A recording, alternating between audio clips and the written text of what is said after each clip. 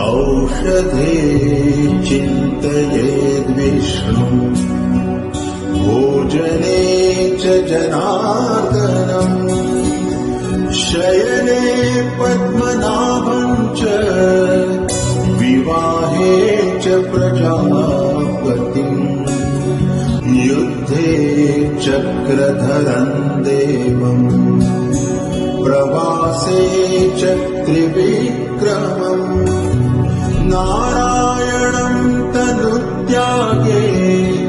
श्रीधरम् प्रियसङ्गमे दुःस्वप्ने स्मर गोविन्दम् सङ्कटे मधुसूदनम् कानने